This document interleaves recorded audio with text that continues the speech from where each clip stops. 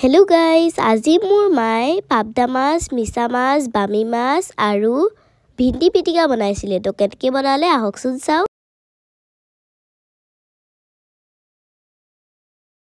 So প্ৰথমতে বনালে পাবদা মাছ তো কেনেকৈ বনালে বলক। পাবদা মাছখিনি ভালকে ধুই ললে। মাছত দুটা বিলাহী কাটি দিলে। 4 পিস নহৰু পিছি দিলে। এটা পিয়াজ আৰু 4টা জলকীয়া কাটি দিলে।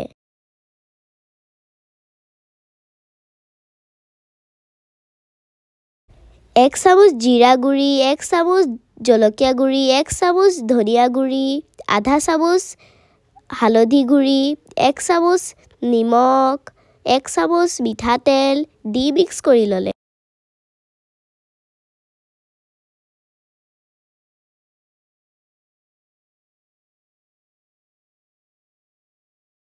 যিহেতু মায়ে মাছৰ ঝোল বনাব সো মায়ে পানী অকমান বেছি দিলে।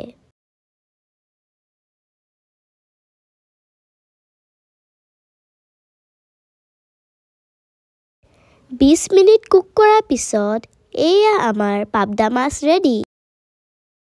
প্ৰথমে মিছা মাছখিনি ভালকে ধুই ললে। তাত আধা চামুচ হালধি গুৰি, 1 চামুচ জলকীয়া গুৰি, আধা চামুচ নিমখ দি ভালকে তেলত ভাজি ললে।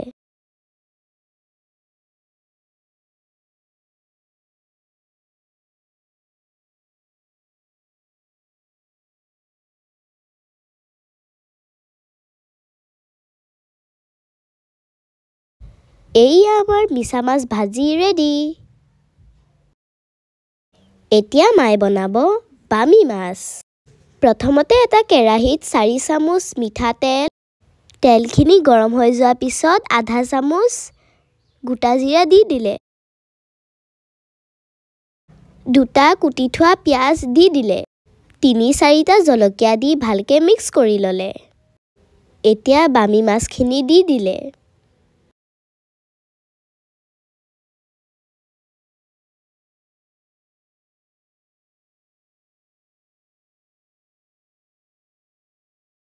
এক চামুচ হালধি গুৰি, 1 চামুচ জিৰা গুৰি, 1 চামুচ ধনিয়া গুৰি, 1 চামুচ জলকীয়া গুৰি দি ভালকে ভাজি ললে।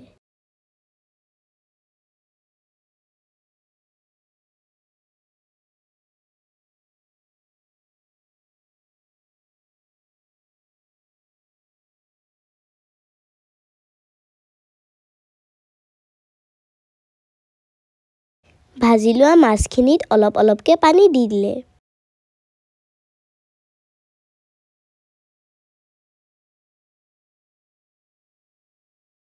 (25 মিনিটছ কুক কৰাৰ পিছত এয়া আমাৰ বামি মাছ ৰেডি। এটা কেৰাহীত অলপ পানী দি ভিন্দিখিনি বইল কৰি ললে। বইল কৰি থোৱা ভিন্দিখিনিত সৰু সৰুকে কাটি থোৱা অলপ পিয়াজ, 2-3টা জলকীয়া, অকমান নিমখ, অলপমান মিঠাতেল দি পিটিকা বনাই ললে।